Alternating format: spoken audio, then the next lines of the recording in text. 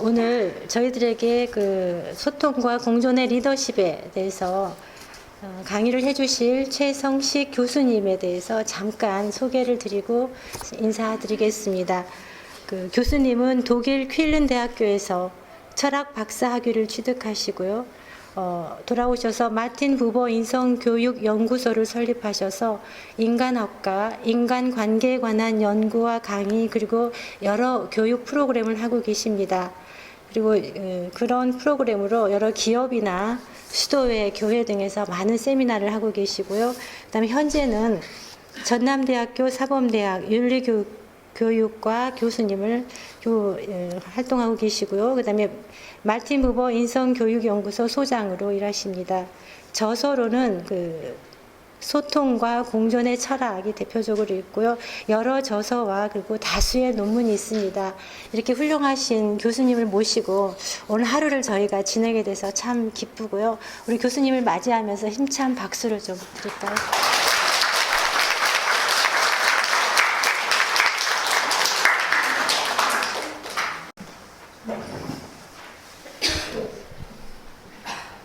네, 안녕하세요. 안녕하세요.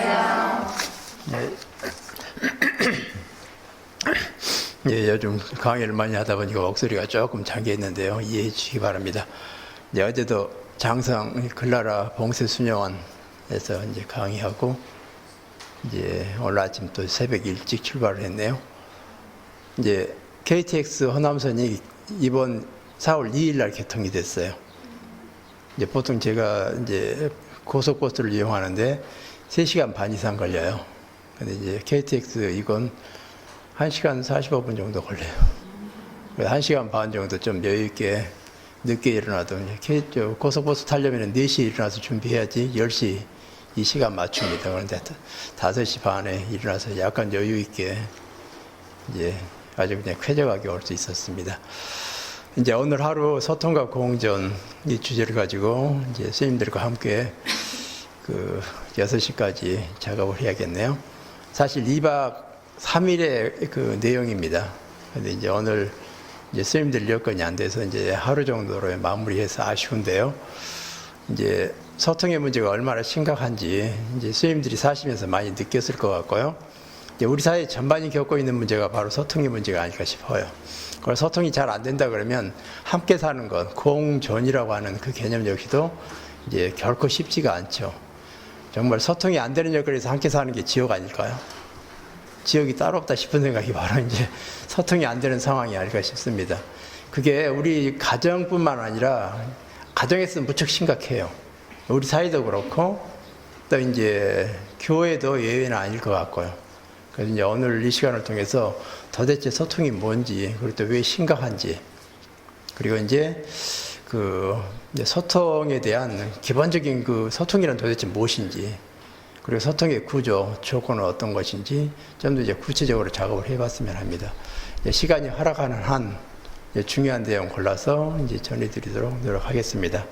이제 먼저 이제 그 소통의 문제에 있어서 그 우리 교회에 있어서 소통은 어떤가 싶어가지고 이제 그 문제 잠깐 언급하고 이제 본론에 들어가도록 하죠. 이제 한국 교회와 소통해가지고요. 이제 그 친교회 교회 공동체를 향하여 이 주제를 가지고 2012년 11월 21일 명동 성당 코스홀 사제 토론회, 서울교구 사제 토론회가 있었어요. 예, 서울교구 사제 토론회, 이 토론회를 1년 동안 준비를 했대요. 얼마나 그냥 소통이 안 됐으면 이 문제를 그냥 어떻게 뿌리째 한번 원인을 분석해보고 한번 이제 그 해결점을 찾아보자.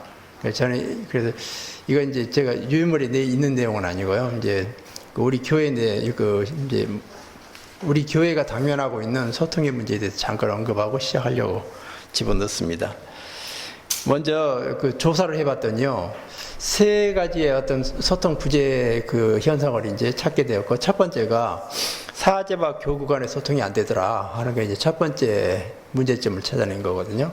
그래서 사제와 교구 간의 소통 안 된다는 말이 무슨 말일까요? 예, 그러죠. 주교님 가죠. 사제단과 주교님 사이에 소통이 안 된다는 사실을 먼저 이제 지적한 겁니다. 저는 이제 그 인천교구 사제 그 피정 때 제가 특강을 했었어요. 이제 이 내용을 가지고요. 그때 이제 특강이 그 이제 오전 끝나고 점심 때 식사를 하는데 그때 이제 주교님이 와서 함께 들으셨거든요. 앞에 앉아서 식사 시간인데 뷔페식으로 그냥 이렇게 식사를 하게 돼 있어요. 그런데 주교님 앉으신 그 옆에 어느 누구도 앉지 않고 저 멀리 갑니다. 그래서 자리가 다 비었어요. 그래서 안 앉아요. 그걸 보면서 사제와 교구, 사제와 주교 사이의 소통 심각하구나 싶은 생각을 비로소 하게 됩니다. 이 말이 사제들 스스로가 느끼는 문제예요. 그러니까 사제 스스로가 이게 쉽지가 않다는 사실.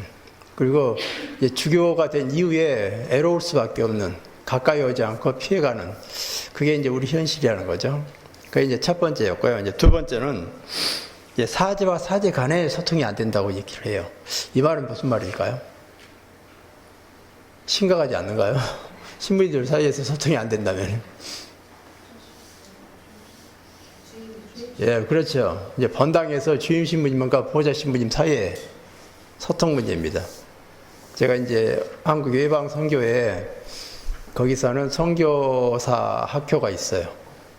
그 학교에서 이제 이 문제를 가지고 이제 여름철에 이제 강의를 하는데 이제 점심 때 함께 식사할 때 보면 신부님들이 그 얘기를 많이 하셔요. 교구에서도 많이 오셔요. 이제 해외 선교를 준비하기 위한 그 신부님들인데 대부분이 다 보호자 신부님들입니다. 그러면서 하소연을 해요. 광주교구는, 저는 이제 광주교구인데요. 거기는 보통 신부 돼가지고 한 4년 정도 되면 주임 신부가 돼요. 번당을 맡게 됩니다. 그런데 서울에서는 20년이 넘어도 번당 나가기가 쉽지 않다네요.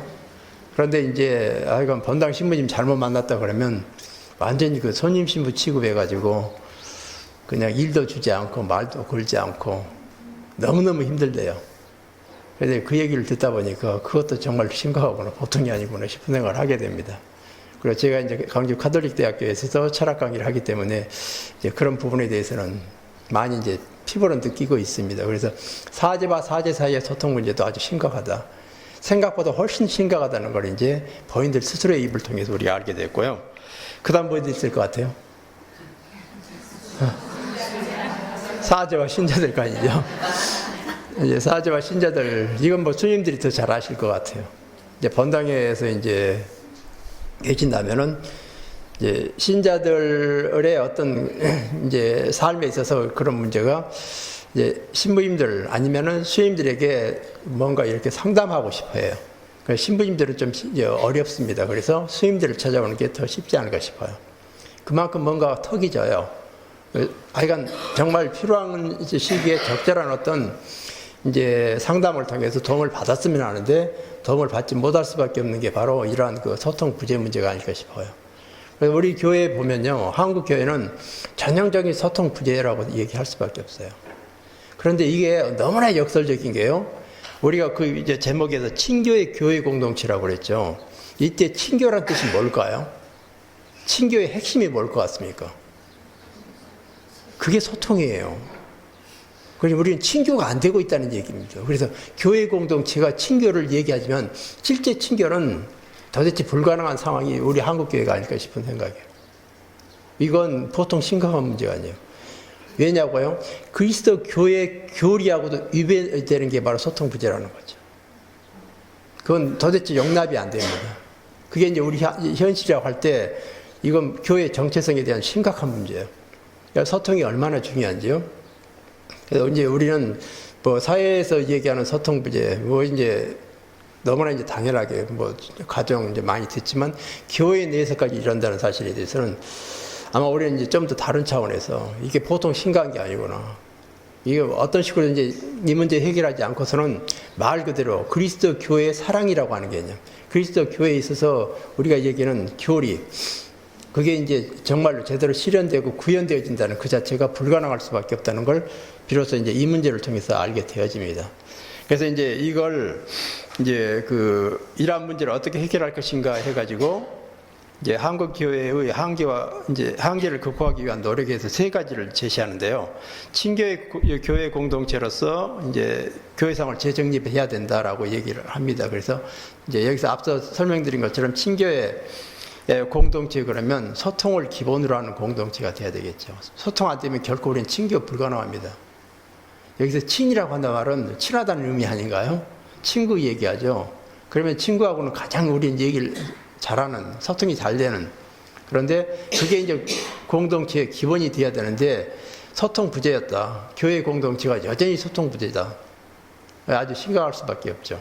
그래서 이제 친교회 교회 공동체의 그런 모습을 보이기 위해서 소통에 더 매진하지 않으면 안 되고 소통의 걸림돌을 걷어내지 않으면 안 되는.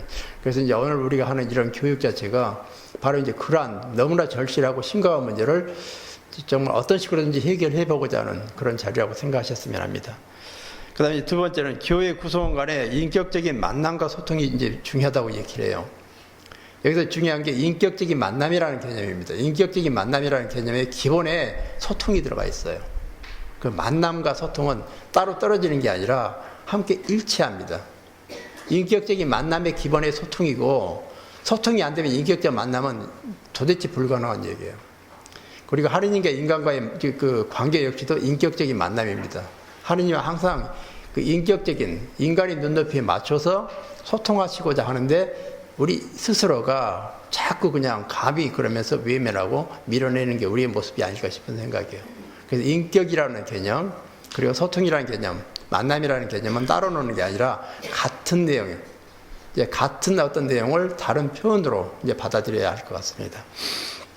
그리고 이제 세 번째는 받는 교회에서 나누는 교회로 전환하는 게 우리 시기에 우리 교회, 하여간 지금까지는 그래 왔지만 앞으로는 이제 나누는 교회로 바꿔가는 게 우리가 해야 할 일이고 또 이제 이러한 그 어려움을 극복하는데 이제 그 과제로서 주어진 이제 세 번째 과제라고 얘기합니다. 그게 2012년도요.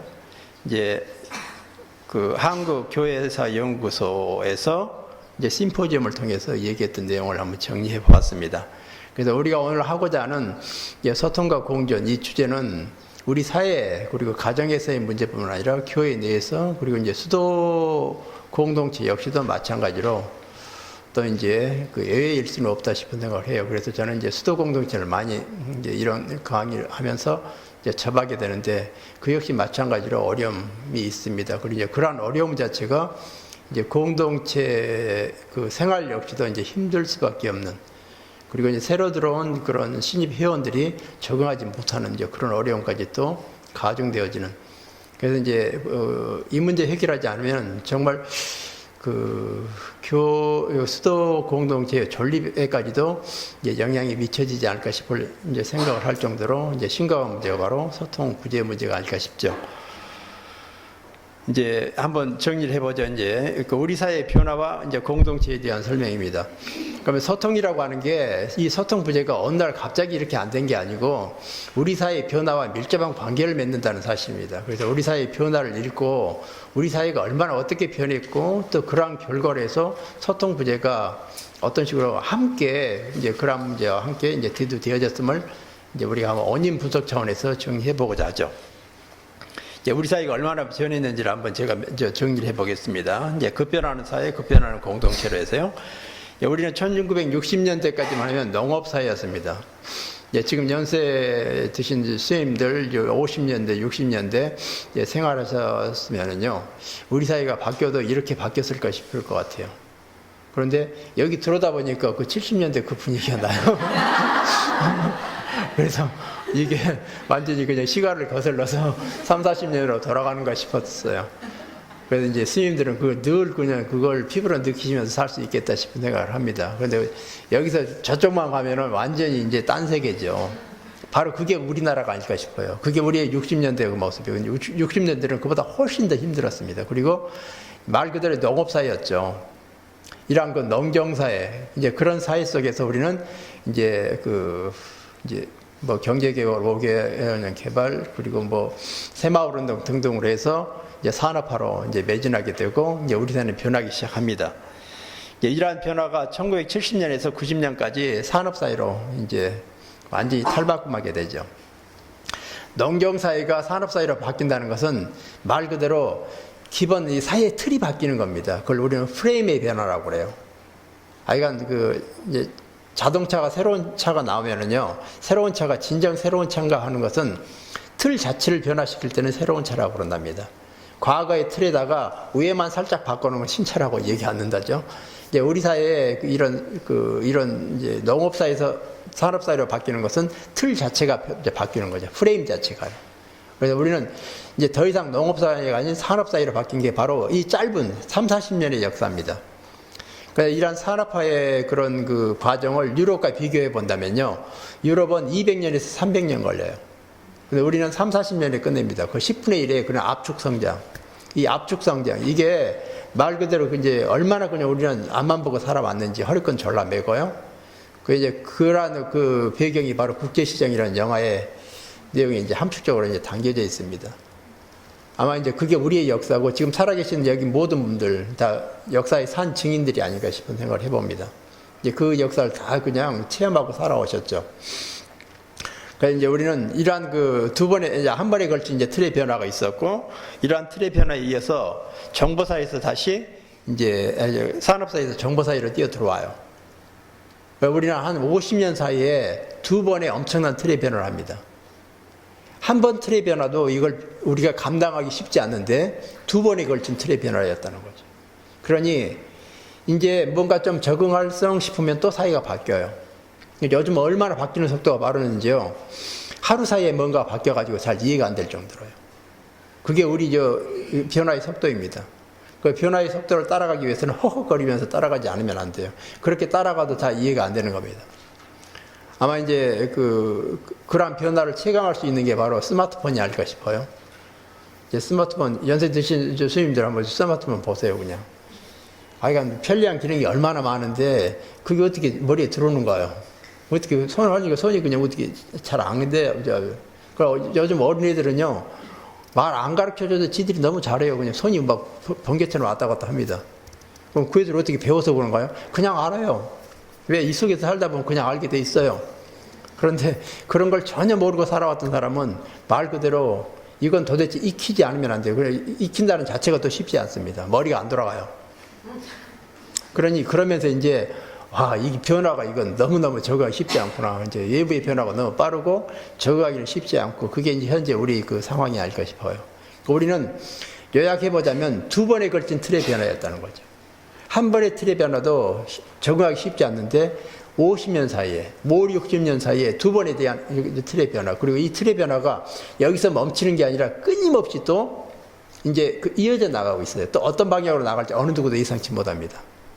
그러면 이러한 외부 변화를 우리가 무관심하니, 또 그냥 뭐 나하고 상관없다고 놔두고 살 것인가, 그러기에는 내부적인 그러한 이제 변화 역시도 감당이 안 될 정도로 힘들어집니다.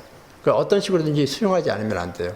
원래 이제 하여간 반응하지 않으면 안 되는 게 바로 이제 지금 현재 주어진 과제가 되지 않을까 싶어요. 그래서 이러한 외부적인 변화에 있어서 이제 소통을 어떤지 한번 보죠. 일단 그 변화에 대한 추이에 대해서 제가 그래프를 한번 정리를 해봤어요. 무역 1조 달러 달성이라고 해서 2011년도인데요.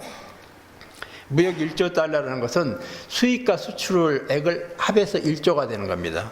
그런데 그게 지금 여기 보시다시피 미국에서 이제 한국까지요, 10나라 안에 딱 꼽을 정도로 우리가 이제 그렇게 위상이 높아졌습니다. 그런데 62년도에는 우리가 수출하고 수입할 수 있는 게 아무것도 없었어요. 그러니까 밑바닥에서 기었죠. 그런데 그게 74년도까지 그래요. 우리가 74년도까지요, 이제 우리가 60년 초에 UN 가입국이 129국가 정도 돼요. 그래서 세계에서 가장 빈국이 어딘가 봤더니 인도였습니다. 인도 다음에 어딘가 봤더니요, 대한민국 사우스 코리아예요. 우리가 1인당 GDP 68달러가 됐어요. 그 위에가 누군가 봤더니 북한입니다. 북한이 우리보다 더 잘 살았어요. 어느 때까지? 74년도까지요. 이제 74년부터 이제 산업화의 그런 이제 이익이 있던 이제 그런 어떤 성과가 나타나기 시작했고, 그때부터 이제 약간씩 이제 수직 상승하기 시작해요. 그런데 결정적인 것은 88년입니다. 88년에 무슨 일이 있었죠? 올림픽을 기점으로 완전히 이제 체제가 바뀌어요. 그리고 모든 게 그냥 수직 상승하는 식으로. 그래가지고 이제 수직 상승해서 오늘에 이르게 되는데요. 그게 무역 1조 달러예요. 그게 이제 2005년도, 2011년도 해가지고 무역 1조 달러를 완성합니다. 그래서 아주 이 짧은 시기에 수직 상승할 정도. 아마 이제 그렇게 생각하시면은 우리나라뿐만 아니라 다른 나라도 그런 예가 있을 것 아니다 그러는데요. 전 세계사를 다 현대사를 다 뒤져봐도요. 우리나라처럼 최빈국에서 외부의 도움받지 않으면 살 수 없는 그런 상황에서 도움을 주는 나라로 바뀐 나라는 우리나라 하나뿐이에요. 예, 그런 면에서는 우리가 얼마나 자랑스러운지 몰라요. 그런데 그게 짧은 그 시기예요. 이 짧은 시기에 아주 최빈국에서 아주 선진국 수준까지 이제 올랐습니다. 그러니까 우리 사회가 얼마나 그 역동적으로 이제 변해 왔는지요. 그게 이제 바로 이런 그 수치를 보면 이제 아주 이제 그 체감할 수 있지 않을까 싶어요. 그 다음에 수출의 역사를 보면 64년도에 1억 달러 정도 됩니다. 내다 팔 수 있는 게 별로 없었겠죠. 물고기 잡아서 한다든지 아니면 뭐 가발 좀 해서 한다든지 그 외에는 없어요. 그냥 먹을 것도 없는 판인데 뭘 내다 팔겠습니까? 그러다가 이제 77년도가 되면서 100억 달러가 돼요. 그러니까 64년에서 77년도 13년의 역사가 1달러가 100억 달러 100배로 뛰어요. 그런데 여기에서 다시 또 100배로 뛰는 것은 95년도입니다. 그러니 우리가 얼마나 수직 상승을 했는지 보세요. 그리고 얼마나 앞을 보고 그냥 허리끈 졸라매고 살아왔는지요. 이제 그 국제시장의 그런 내용들이 바로 이런 수치로 보면 실감 납니다. 이제 그게 바로 우리의 그 현대사예요. 그리고 이제 2011년도가 5천억 달러가 이제 달성했고 세계 8번째랍니다. 이게 우리 하여간 그만큼 우리 사회가 이제 변해도 이렇게 이제 빠르게 변할 수 있을까. 그리고 이제 최빈국에서 최정상까지 올라가는 그런 과정. 그러다 보니까 이제 후유증이 얼마나 많은가요? 지금 우리가 겪고 있는 후유증은 정말 정신없이 앞만 보고 살아왔던 그 후유증이에요. 그러다 보니까 이제 물질적인 측면에서는 아주 높은 위치까지 올라갔지만 거기에서 우리가 정말 잊어버린 거예요. 놓쳐버린 거예요. 내적인 허함이요. 근데 이건 정신적인 것과 외적인 것은 다르죠. 외적인 성장은 빨리 가지만 내적인 성장은 더디 갈 수밖에 없죠.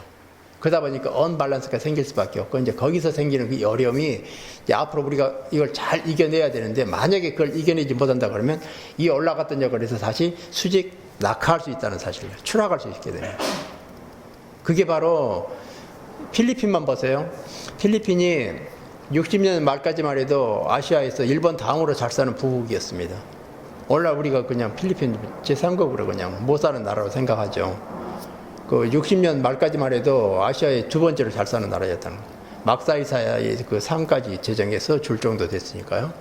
그리고 남아메리카의 아르헨티나는 말 그대로 세계 5번째 안에 들은 농업 부국이었습니다. 지금 어떤가요? 아주 그냥 국가 디폴트라고 그래서 완전히 국가 부도 위기에 놓인 그런 상태로 아주 후진국으로 그냥 빈국으로 전락했고요. 이디오피아는 아프리카에서 이제 식민 지배를 받지 않은 가장 자부심 많은 아주 그냥 떵떵거리는 그런 나라였는데 지금은 이제 아주 그냥 피골이 상접한 어린애들 그 모습을 상상할 수밖에 없는 그런 이제 빈국으로 전락해 버렸고요. 그러니까 우리가 이 높은 데서 떨어지는 건 순간이에요. 올라가는 쉽지 않지만요. 우리 역시도 그러지 말아는 법이 없다는 거죠. 그래서 지금 우리가 너무나 지금 어려운 여건에 있어요. 물질적으로는 아주 그냥 풍요해집니다. 그리고 선진국처럼 보이지만 내적으로 보면 얼마나 허한지 몰라요. 이 언밸런스를 적절하게 채우지 못하면 어느 순간 이제 추락할 수 있다는 거죠. 기로에 놓인 시기가 바로 지금이 아닐까 싶어요. 이게 우리 사회 국가만이 아니라 교회 공동체도 마찬가지라고 이제 생각해야 되겠죠. 이제 그래서 이제 우리는 성찰의 시간이 필요한데요. 기존의 삶이나 공동체 전반에 관하여 근본적으로 되돌아보는 시간이 절실히 요구된다는 거죠. 이제 이런 기로에 선 여건에서 그럼 도대체 앞으로 우리는 뭘 어떻게 해야 될 것인가? 또 당면 문제는 뭔가 해서 우리는 되돌아보는 시간을 한번 가졌으면 하는 거죠. 그래서 이제 오늘 이 시간이 바로 이제 그런 시간으로 활용되어졌으면 해요. 이제 이건 뭐 개인적 차원에서도 그렇고 공동체 차원에서도 그렇고 교회 차원에서도 마찬가지겠고요. 그리고 이제 서구 그리스도교가 이제 우리나라에 들어와서 토착화 되는 과정에서 야기되는 문제점들을 우리는 재검토해 보지 않으면 안 돼요.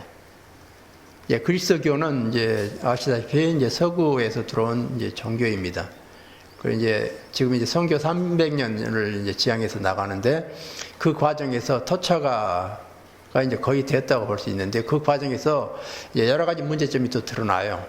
이제 그런 문제점을 우리가 효과적으로 잘 극복하고 있는지, 그리고 정말 우리가 그리스도 교의 그 정신, 그리고 교리, 사랑, 이제 그러한 어떤 이제 그 정말 가장 핵심적인 그런 요소가 정말 이 땅에서 제대로 뿌리 내리고 있는지 점검해 볼 시기가 지금이 아닐까 싶은 생각이에요. 그리고 또 그러한 정신에 맞게 지금 살고 있는지에 대해서도요. 그게 바로 이제 우리가 해야 할 작업이죠. 그러한 작업을 통해서 우리는 새로운 도약을 위한 준비가 되겠고, 그리고 이제 그럼으로 해서 이러한 위기를 극복하고 또 더 나은 위치로 이제 올라갈 수 있는 그런 계기가 되어지지 않을까 싶어요. 그러니까 이제 문제 원인을 찾는데 이런 작업이 아주 영위하겠죠. 수도 영성에 대한 그 현대적 이해에 대해서 한번 생각해 보셨으면 하는데요. 화석화된 전통은 더 이상 전통이 아니다라는 이제 그런 얘기가 있습니다. 여기서 화석화된 전통 그러면은 전통을 무조건 껴안고 이건 바꾸지 안 해야 된다고 생각하는 거예요. 바로 그러한 생각 자체가 잘못됐다는 거죠. 전통은 말 그대로 이러한 그 삶의 결과로서 만들어지는 겁니다. 그리고 후에 전해지는 거고, 또 다른 어떤 그 시간의 흐름에 따라서 변화 발전하고, 늘 전통 자체는 생명을 가진 유기체적으로 살아 있어야 돼요. 숨 쉬고 살아 있어야 돼요. 그런데 화사가 됐다는 건 이미 죽었다는 걸 얘기해요. 죽은 전통은 전통이 아닌 거죠. 그런데 죽어버린 전통을 껴안고 이걸 손대지 말아야 되고 바꿔서는 안 된다고 이렇게 고집하는 거예요. 외부는 사회 변화를 얼마나 빠르게 지금 이제 변하고 있는데 그걸 고집해야 되겠느냐 그 말이죠. 이제 바로 이제 그 문제, 화성화된 전통은 더 이상 전통일 수 없다는 거죠. 그래서 지금 이제 수도 공동체도 마찬가지고 우리 교회도 마찬가지고 사회도 마찬가지고요. 지금 우리가 그 전통으로 물러받은 걸 지금 이제 우리로서 이걸 어떤 식의 작업을 통해서 아주 그냥 생명력 넘치는 그런 전통으로 더 변화 발전시켜가지고 후대에 넘겨줄 것인지 고민해 보지 않으면 안 되는 거죠. 그리고 굳어진 부분이 어느 부분인지를 찾아가지고 떼어내는 작업이요. 바꾸는 작업이요. 아주 생명력 넘치는 그런 어떤 전통으로 만들어서 넘겨주는 그 작업. 그게 이제 지금 이제 여기 계시는 분들이 해야 할 작업이고, 또 이제 그렇게 함으로 해서 이제 이러한 그 교회 공동체 그리고 수도 공동체가 건실하게 또 명맥을 잇고 다음으로 넘어가서 더 이제 발전할 수 있게 되겠죠. 만약에 이제 그렇지 않는다 그러면 사라져요. 없어집니다. 소리 소문 없이 사라져요. 그게 저는 이제 독일에서 12년간 저는 유학생활을 했어요. 뭐 학사, 석사, 박사를 하다 보니까 시간이 많이 길어졌는데, 그러면서 그 독일 교회, 그 유럽 교회에 있어서 실상을 이제 접하게 됐습니다. 지금 근데 벌써 한 30년 전이죠. 이제 제가 공부했던 그 시기가요. 이제 그 성당에 들어가서 보면 할머니들이 주로 앉아 계셔요. 그런데 그때 이제 그걸 보면서 느낀 게요. 저게 바로 우리 한국 교회의 모습이 아닐까. 그런데 그게 아주 너무나 빠르게 그 방향으로 지금 우리 교회가 그쪽으로 나가고 있다는 사실이에요. 왜냐면 우리는 그걸 미리 준비하지 않으면 안 돼요. 그런데 그에 대한 그 준비에 대해서 너무나 소극적인 것 같아요. 예, 우리 교회, 이제 수도 공동체는 그나마 좀 발빠르게 대응하려고 노력하지만 교회는 아직도 뭐랄까요? 아직도 괜찮다. 아직도 시간이 있다라고 생각하는 것 같은데 제가 볼 때는 시간이 없어요. 그리고 우리는 그런 현상이 더 빠르게 진행되어지지 늦지 않을 거라고 말이죠. 그러니까 우리는 이제 그걸 보면서 한 그러한 모습들요. 이제 지금 이제 우리 이런 교회 이제 성사생활하는 이제 이런 통계상의 조사를 보면요. 우리 이제 신자들이 뭐 530 몇 명이라고 그래요. 근데 실질적으로 이제 성사생활 제대로 하고 주일미사 참여하는 사람이 얼마 되는가 봤더니 20% 정도밖에 안 됩니다. 그럼 나머지는 뭔가요? 호수예요. 숫자만 있어가지고 그건 별 의미가 없는 거죠. 그리고 이제 젊은 사람들은 계속 이제 뭐 주일학교 한번 보세요. 주일학교 학생들 수를 보면은 그게 얼마나 빠르게 지금 줄어가고 있는지요. 주일학교 교사분들 얘기 들으면 10년 전하고는 너무나 다르다고 이제 선생님들은 뭐 너무 잘 아실 것 같아요. 그게 이제 우리 교회의 모습인데 아직도 괜찮다고 하는 이런 모습 저는 볼 때 너무나 두려워요.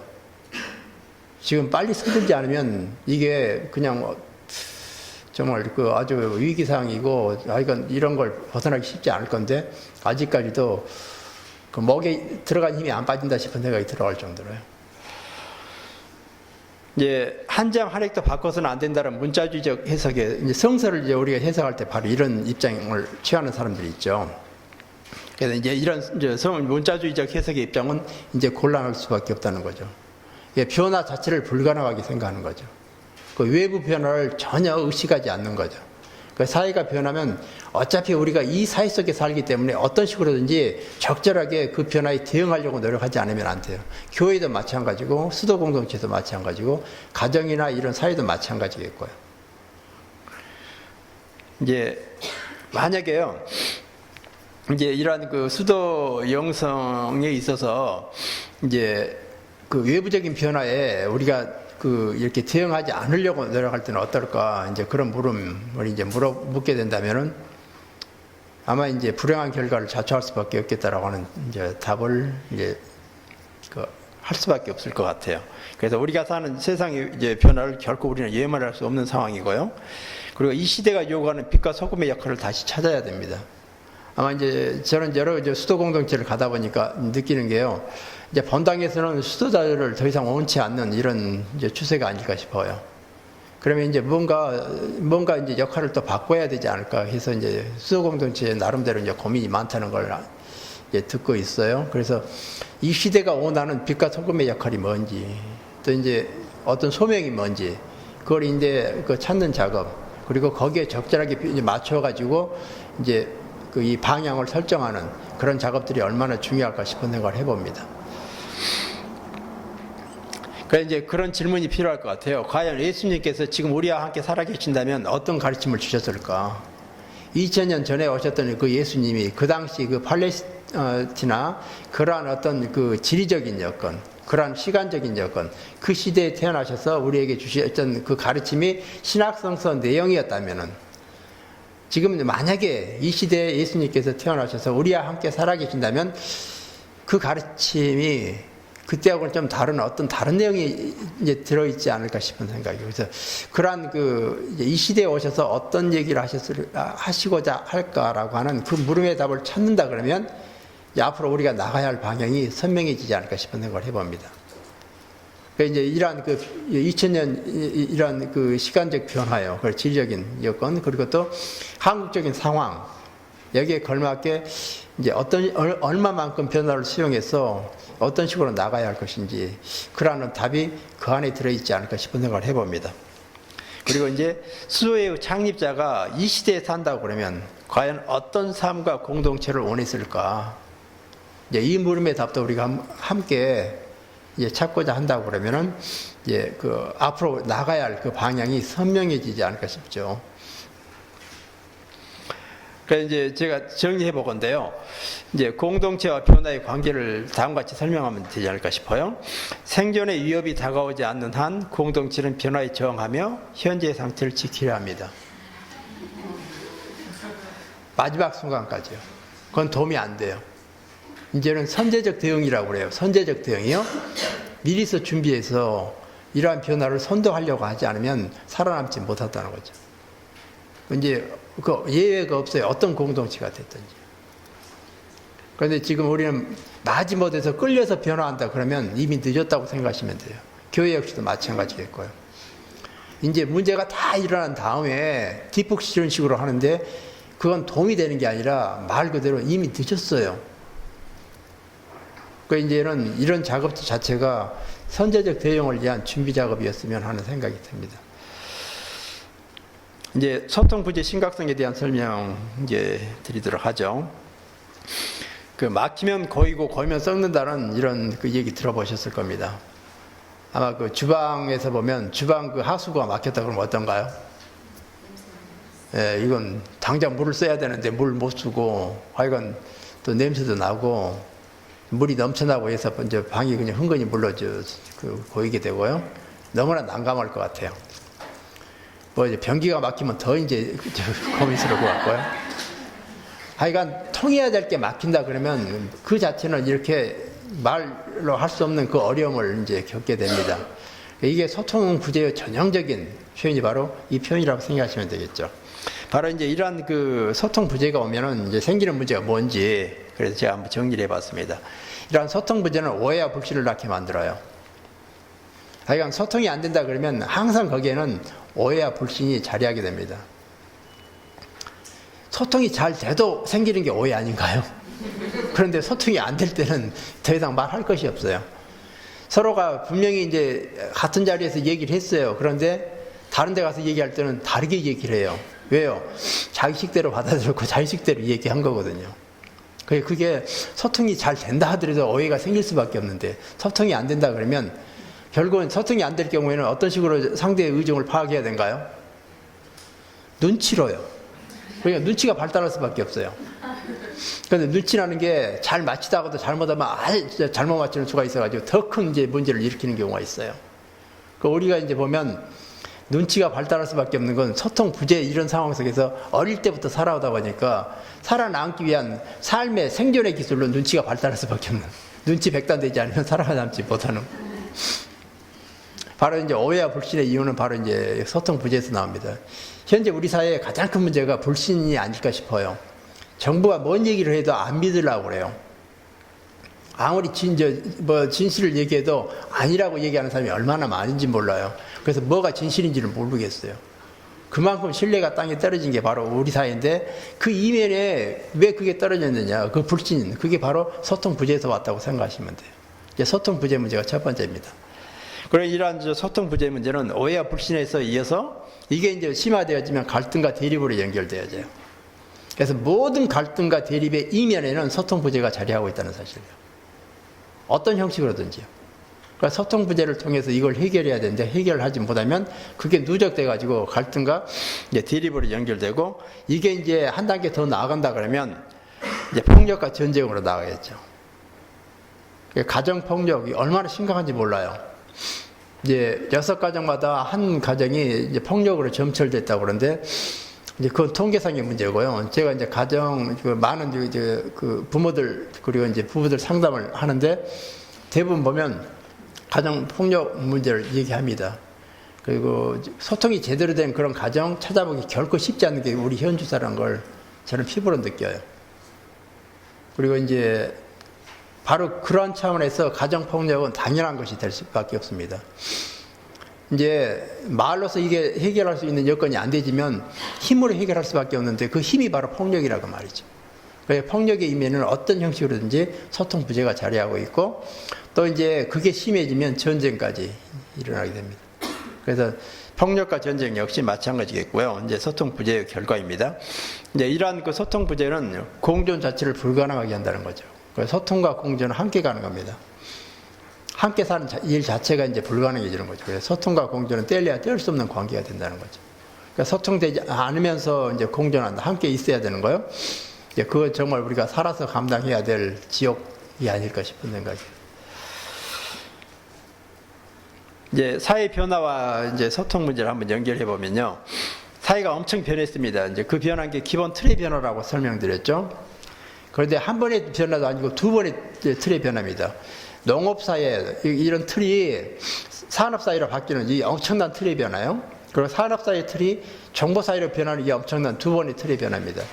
그런데 이 틀의 변화, 여기에서 이제 우리는 뭘 느끼게 되냐면, 이 틀의 변화가 잘 안 되다 보니까 아직도 농업사회의 의식을 가지고 정보사회를 살아가고 있는 분들이 있어요. 그러니 정보사회에 이게 기능 발휘가 잘 안 되는 경우예요. 그리고 산업사회의 이런 의식을 가지고 정보사회를 살아가고 있는 분들도 있고요. 이제 그게 이제 그러다 보니까 세대 간의 갈등, 또 소통 부재, 모든 게 여기서부터 연유되어진다는 거죠. 그래서 사회 변화, 이걸 우리가 잘 읽어보면은 이 내용에 소통 부재가 될 수밖에 없는 그런 이제 문제 원인들을 찾는데 아주 이제 도움이 되겠죠. 이런 틀의 변화와 이런 틀의 변화를 이제 인간관계 변화로 연결되어집니다. 그래서 우리가 농업사회에서 인간관계 했던 그런 방식은 더 이상 용납이 안 돼요. 과거에는 이제 그 혈연, 지연, 학연 해가지고 이런 부분, 이제 같은 사람끼리 이렇게 뭉치는 거요. 이제 그게 아주 일반적이었다면 지금 이제 다문화 사회를 열어가는 역할에서는 그게 걸림돌이 돼요. 아직도 그걸 고집하려고 하는 그 문제가 우리 정치권을 그 3등 정치권이요. 그냥 하류 정치 그런 그 현상을 낳게 하는 그 원인이 되어야 된다는 거죠. 과거 농경사회는 그게 당연한 것이었어요. 너무나 좋은 미풍이었어요. 지금은 그 자체가 걸림돌이라 그 말이죠. 그래서 이제 이런 시대 상황에 따라서 과거에 유용했던 게 지금은 더 이상 유용하지 않는 시효가 지나버린 그런 게 얼마나 많은데 인간관계 역시도 마찬가지라고 말이죠. 그래서 인간관계 역시도 농업사의 인간관계, 산업사의 인간관계, 또 정보사의 인간관계는 달라요. 그러니까 이렇게 달라질 때 그러면 어떻게 해야 될 것인지, 어느 만큼 수용해야 될지, 어떤 식으로 내가 또 관계를 변화시켜서 어떻게 해야 되고, 얼마만큼 어떤 식으로 또 노력해야 될지, 그게 이제 감 잡히지가 않죠. 그래서 이제 이런 그 과정을 통해서 이제 그런 작업을 하게 됩니다. 이제 그 다음에는 가정, 직장, 공동체 역시 엄청나게 이제 변하게 됩니다. 그래서 더 이상 우리의 가정이요, 옛날 그런 그 가정이 아니에요.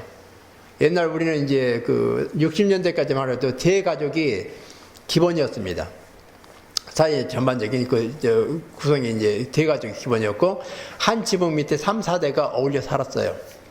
지금은 한 지붕 밑에 3, 4대 어울려 사는 그런 집은 아마도 그 텔레비전 뉴스에나 어디 있죠. 특별할 때 이렇게 나오는, 찾아보기 정말로 힘든 그런 경우. 아마 주변에서 보면 이제 그런 집 찾아보기 결코 쉽지 않습니다. 요즘은 어떤 시대냐면요, 1인 가구 시대예요. 이제는 한 지붕 밑에 한 사람밖에 안 살아요. 그게 매년마다 한 명씩 줄어들어요. 제가 조사해 봤더니요. 그래서 지금은 1, 2인 가구가 추세입니다. 그래서 1, 2인 가구, 1인 가구가 한 25% 돼요. 그리고 2인 가구가 한 25% 돼요. 합하면 50% 이상이 1, 2인 가구예요. 그리고 이제 3인 가구, 4인 가구가 약간씩 있어가지고 하는 거예요. 그러니까 이제는 앞으로 갈수록 1인 가구 아니면 2인 가구예요. 그럼 1인 가구 아니면 2인 가구라 할 때 자식을 안 낳는다는 얘기죠. 그리고 결혼을 안 한다는 얘기가 되겠고요. 그럼 앞으로 수도공동체 어떻게 해야 될 건가요? 이거 저출산이요. 이거 보통 큰 문제가 아니에요. 이건 우리 기존에 살아왔던 이런 공동체, 이런 모든 구조예요. 이런 시스템 자체가 전부 와야 될 수밖에 없는 게 지금 현재 변화되어가는 추세라는 거죠. 어떤 식으로 대책 세우지 않으면 안 돼요. 이건 얼마나 심각한지 몰라요. 이게 이러한 그 변화가요, 유럽에 비해서는 훨씬 빠르게 진행되고 있다는 사실이요. 우리는 보면 하여간 뭐 하는 거 보면 얼마나 빨리 해버린지 몰라요. 그냥 빠른 걸 너무 좋아해요. 이런 거 빠른 거 결코 안 좋은데 이런 것까지 빨라버려요. 그럼 노령화 지수 얼마 전 고령화 속도도 빠르고요. 또 이제 사회 변화 이런 그 부분에 있어 부정적인 부분도 얼마나 빠른지요.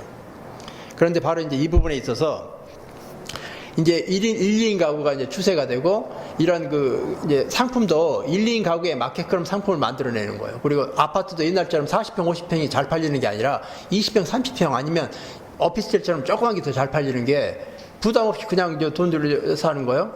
그리고 거기다 투자하느니 내 멋진 삶에 투자하겠다는 게 더 일반적인 그 요즘 젊은 사람들의 사고방식이에요. 그러니 거기에 맞춰야지만 장사가 된다는 거죠. 옛날과 다르게 이런 물건도 이제 아주 소품으로 해요. 수박도 그냥 큰 한 통이 아니라 나누어서 파는 것도 이제 앞으로 갈수록 그게 더 잘 팔릴 거라 그 말이죠. 이렇게 사이가 달라졌어요. 그게 이제 우리 그 변화되어가는 현 주소고요. 그게 더 빠르게 진행되어질 거라 그 말이죠. 그러니까 가정은 가정대로, 직장은 직장대로, 이제 공동체 역시도 마찬가지로 이런 사회 변화에서 자유롭지 못하다는 사실. 그러다 보니까 결국은 소통의 방식도 변화되었다는 거죠. 소통의 방식이 없이 돼요. 그러니까 과거의 그런 소통의 방식을 아직도 고집한다 그러면 더 이상 소통이 안 될 수밖에 없는. 그러다 보니까 억울해 죽겠어요. 과거에는 잘 통했는데 왜 지금은 안 되냐고요. 나는 그때 다 그냥 그렇게 살았는데. 그래서 지금 이제 수도 공동체에서 보면 연세가 드신 스님들이 억울해요, 그냥.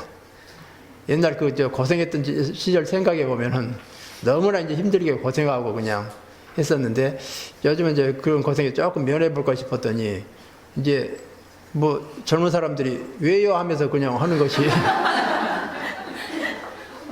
감당이 안 되는 거죠. 그냥 그게 자세히 용납이 안 됐던 그런 시절과 이제 그런 걸 보니까 아주 그냥 어떻게 해야 될지 모를 정도로요. 그게 바로 어떤 공동체든지 겪지 않으면 안 될, 그 소통 방식이 달라졌어요. 이제는 뭘 어떻게 해야 되냐고 서로가 배워야 돼요. 이건 어떤 핑계가 필요 없어요. 그냥 뭐 할 수가 없어요. 하지 않으면 안 돼요. 이건 사회가 그렇게 만들어 놨어요. 이건 이제 우리 사회 변화가 공동체까지도 사회에 전역에 영향을 미쳤다는 이제 그 내용을 한번 정리해 보았고요. 이제 이 표가 이제 우리 사회 그 주요한 세대들 그 연도별로 해가지고 나눠서 이제 정리해 놓은 이제 표입니다. 이제 보시면은요, 1940년에서 50년 초반생 해가지고 바로 이 시대가 이제 가장 어려운 시기를 보냈던 분들이죠. 그러니까 이명박 대통령 이제 이 시기라고 생각하시면 돼요. 하여간 허리끈 졸라매고 앞만 보고 살아왔던. 그런데 젊은 사람들은 이제 그걸 이해를 못 해요. 그런데 이제 이 이후의 세대가 전후 세대가 되는데요. 이제 베이비 붐이 되겠죠. 1955년에서 63년. 그래서 이제 그 전후가 되면서 아기 낳기를 아주 그냥 이제 뭐 자연스럽게 이제 뭐 아기를 많이 낳을 수밖에 없는 그 시기. 그래서 63년까지 얘기하는데 베이비 붐 세대가 지금 2, 3년 전부터 은퇴하기 시작을 했어요. 그 사람들이 은퇴해가지고 이제 그 사회에 돌아오게 된다면 아마도 설 자리가 없을 것 같아요. 고생했던 만큼 우리 사회의 중추 역할을 다 했어요. 아마 여기 이제 수도원에서는 이제 마찬가지로 이제 그분들이 가장 중추 역할을 했지 않나 싶어요. 그런데 그분들이 은퇴해가지고 맞이할 그 노년의 시기는 본인들이 생각했던 것하고 너무나 다르다 그 말이죠. 이제 하여간 또 다른 고민이요. 그리고 자식들이 내가 이렇게 고생했으니까 자식들이 아니면 후배들이 다 이렇게 해주겠지. 근데 그건 아니라 그 말이죠. 이제 그건 스스로가 앞가림하지 않으면 안 되는데 자식들을 위해서 다 써버리고 자기 앞 준비를 하나도 해놓은 게 없어요. 그게 이제 오늘날 겪는 바로 베이비 붐 세대들의 그 노후 문제가 아닐까 싶은 생각을 해보죠. 이제 그 다음이 바로 이제 386에서 1960년에서 69년 그리고 특히나 그 민주화를 애쳤던 이제 그 시절이 되죠. 그리고 이제 그 이후의 세대가요, X세대인데 1970년대생 이제 이후를 X세대라고 그래요. 왜 X세대라고 했을까요? 수학에서 X 그러면 뭘 의미합니까? 위지수 잘 모른다는 뜻이죠. 바로 잘 모르는 그냥 이해가 안 되는 이제 그런 세대가 이제 70년대 다음부터요. 하는 행동이 그냥 이상한 행동을 해요. 그래서 그 앞에 그 세대가 보니까 도대체 이해가 안 돼요. 어찌 저럴까 싶어가지고요. 그런데 왜 그러냐면 바로 그 세대가 이제는 그 산업화의 수혜를 받았던 첫 번째 세대예요. 그리고 이제 이 주거 문화가요 아파트로 바뀌었던 그 주거 문화가 아파트로 바뀌면서 어떤 현상이 생기냐면 과거 대가족의 그런 에서의 주거 문화는 한 지붕 밑에서 4, 5대가 함께 어울려 살다 보니까요 자기 방이 없었죠. 수임들 자기 방 가지고 사신 분 계세요. 안방 그게 뭔가요? 안방이 거실도 됐다가요, 식당도 됐다가요, 공부방도 됐다가요, 놀이방도 됐다가 그게 이제 안방 아니던가요? 거기서 이제 잠도 자요. 하여간 뭐 말 그대로 다용도로 썼던 게 안방입니다. 그래서 요즘 어떤가요? 안방 따로 있고요, 부엌 따로 있고요. 뭐 자기 방 각자 방이 따로 있는 거 보세요. 바로 이제 한 지붕 밑에 자기만의 공간을 가지고 태어난 그 세대가 70년 세대예요. 산업화의 수혜를 받고 태어나서 이제 자기 방을 가지고 이제 삶을 시작한 세대와 자기 방이 없이 살아왔던 세대는 행동 방식이 달라요. 생각하는 이게 머리 구조가 달라요. 그러니 기존에 이제 자기 방이 없이 살아왔던 분들이 그 사람들 보니까요. 도대체 하는 것이 얌체 같고 자기밖에 모르는 것 같고. 하여간 이게 도대체 같은 한국 사람인데 왜 저럴까 싶을 정도로요. 바로 이제 그 세대가 70년 세대입니다. 그래서 오직이 그게 힘들었으면 X라고 했을까요? X세대. 달리 그런 게 아니고요. 그런데 거기서 끝난 게 아니라 이제 그 위에 이제 월드컵 세대 나오죠. G세대 나오죠. 그 G세대는 왜 G세대일까요? 이제는 글로벌이라고 그래서요. 대한민국 땅덩어리 좁다. 영어 잘해서 그냥 나가야 된다. 그래서 애기들 영어 교육 시킨다고 그래서 필리핀 보내고 어디 보내고 그냥 안 보낸 데 없이 다 보내가지고 뭐 기러기 아빠 되고 뭐 됐든 바로 그 세대예요. 요즘은 좀 이제 주춤했네요. 이제 이런 식으로 해서 아주 그냥 너무나 빠르게요. 여기서 오는 세대 간의 갈등은 상상을 초월합니다. 그런데 가만히 보면요. 수도 공동체 내에 이 세대가 다 들어있어요. 또 그 세대 간의 그런 갈등이 여전히 이제 수도 공동체 안에 있을 수밖에 없고요. 이게 다른 공동체와 다르게 수도 공동체는 더 하여간 이 세대가 그냥 골고루 섞여가지고요. 그래서 이제 어느 이제 공동체보다도 이제 바로 이런 소통의 문제, 관계 문제가 정말 덜 잘 이렇게 풀어내지 않으면 안 될, 그리고 이제 좀 쉽지 않는 이제 그게 이제 현주소가 되지 않을까 싶어요. 이제 잠깐 쉬었다가요.